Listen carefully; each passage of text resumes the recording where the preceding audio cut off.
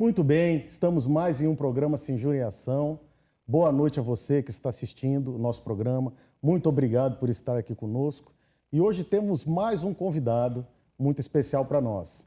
É o Marcelo Borges, que é presidente em exercício do Sindicato dos Servidores do Ministério Público do Estado de Rondônia, o Ministério Estadual, Ministério Público Estadual. Está aqui conosco, vai falar um pouco do Sindicato do Ministério Público, que é o Sinsempro, vai falar um pouco do nascimento, da criação, quantidade de filiados. Vai ficar aqui conosco falando sobre esse tema que é bastante relevante para todos nós. Até porque o Sinsempro é um grande parceiro do nosso Sinjur, né? Ele engloba todos os personagens da justiça, né? Estamos hoje com o Marcelo para falar do sindicato do Ministério Público e mais para frente vamos convidar também outros atores deste mesmo cenário, que é a justiça como um todo no estado de Rondônia. Boa noite, Marcelo. Muito obrigado pela presença. Fica à vontade, meu irmão. Fala um pouco sobre o Sinsempro. Fala um pouco sobre você, um pouco sobre a diretoria atual, né? Quem são os diretores e também sobre o Sinsempro. Bom, eu quero agradecer o espaço. Para a gente é uma honra. Eu, a partir de hoje, não sou mais presidente em exercício, porque o nosso presidente se recuperou de uma dengue. E hoje ele esteve já lá no sindicato atuando, né, ativamente. Eu fico muito feliz com isso. A gente quer a saúde e o bem-estar de todo mundo. O Sinsempro, como você disse, ele é um sindicato da área, né, do judiciário, que engloba a questão do judiciário.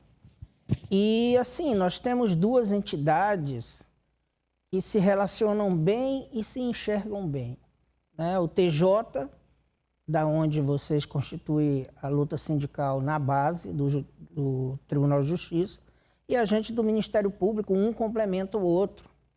E é por isso a nossa proximidade, porque a luta de vocês é muito parecida com a nossa, né? Com alguns detalhes, mas assim, o que vocês conquistam lá, a gente procura puxar para cá e vice-versa.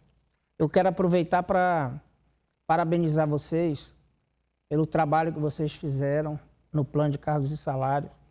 Se eu sou servidor do Poder Judiciário, eu estaria hoje muito feliz, porque essa luta não é fácil. Há anos o servidor público vem perdendo espaço, vem perdendo direitos. Não está fácil você entrar numa briga dessa e sair vitorioso. O que eu digo, Campana, sair vitorioso? Eu conquistei tudo que eu pedi? Não, mas eu conquistei. E eu tive já o grato prazer de ler a lei final que vocês alcançaram lá, e ela vai ser uma ferramenta de negociação importante para a gente. Então, dito isso, vamos falar um pouco da história do meu sindicato. Marcelo, eu vou te pedir um segundinho para trazer para todos a questão do nosso PCCS. Vale a pena, porque o programa tem uma audiência muito grande, muitas pessoas estão assistindo. À vontade. Né? E era um clamor de toda a categoria do judiciário apenas a reposição da perda inflacionária. Nós não negociamos, nesse momento, aumento. O último plano de cargos foi de 2010. Nesses últimos 14 anos, os reajustes que o Poder Judiciário teve para servidores foi menor do que a inflação. Então, muita gente, pessoas da sociedade não sabem isso. Então, tivemos reajustes menores do que a inflação. E outras carreiras, Polícia Civil, Fisco, que tinham remunerações menores que a nossa, ultrapassaram a gente.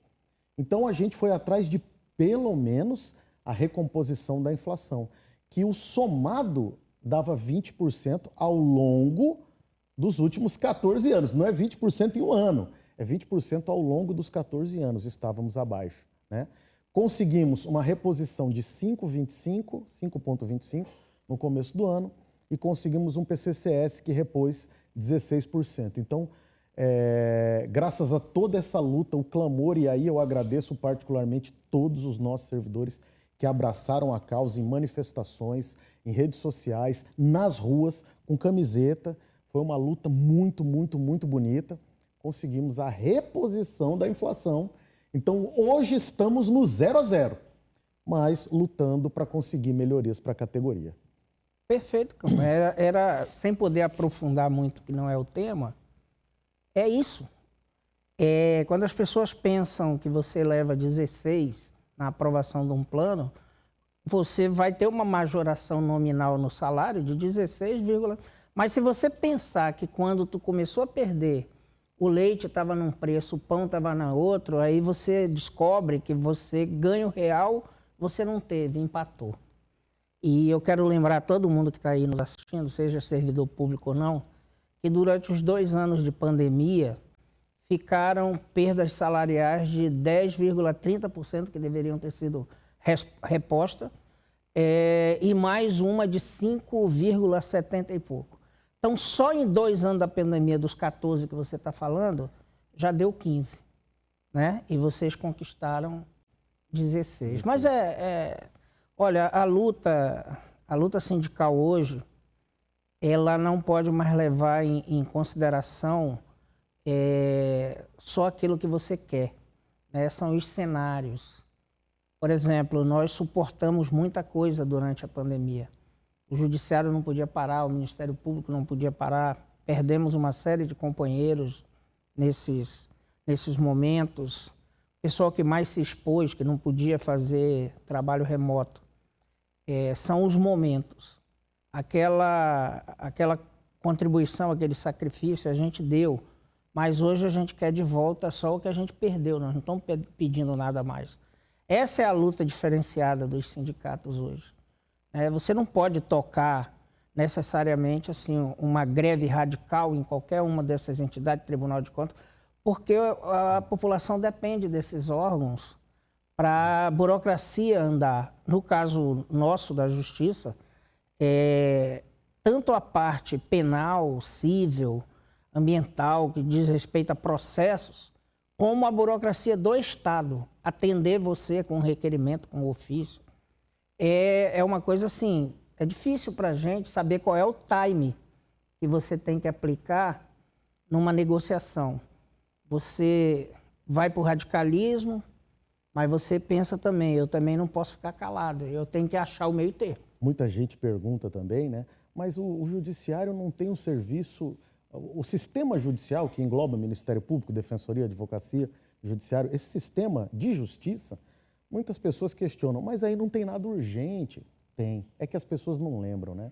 Mas, por exemplo, aquelas ações que o Ministério Público entra, a Defensoria, pedindo UTI para aquelas pessoas que não conseguem vaga, leito. Exato. Aquilo é extremamente urgente. Ou, por exemplo, uma medida protetiva da Lei Maria da Penha, né, que é cumprida pelo Judiciário, muitas vezes a pedido do Ministério Público, para retirar a pessoa do lar ali, o agressor do lar. São N situações. Eu vou dar um outro exemplo.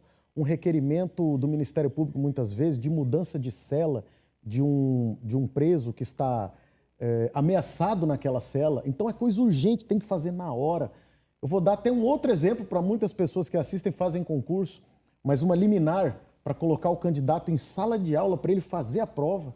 Muitas vezes o candidato entra com a liminar no sábado para fazer a prova no domingo.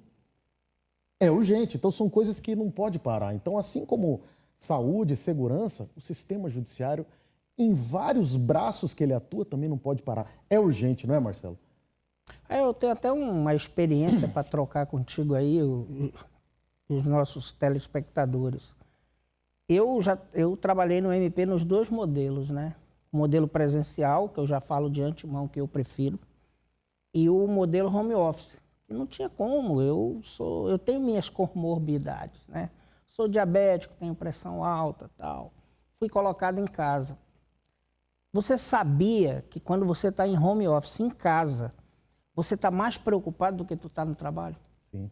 Teu computador está lá ligado, toda hora tu tem que olhar. Tu levanta para tomar uma água, tu corre. Teu filho está passando mal, não. Eu estou em casa, mas na verdade eu estou trabalhando. Então, leva ele. Precisar de mim, aí eu entro em contato. É um estresse.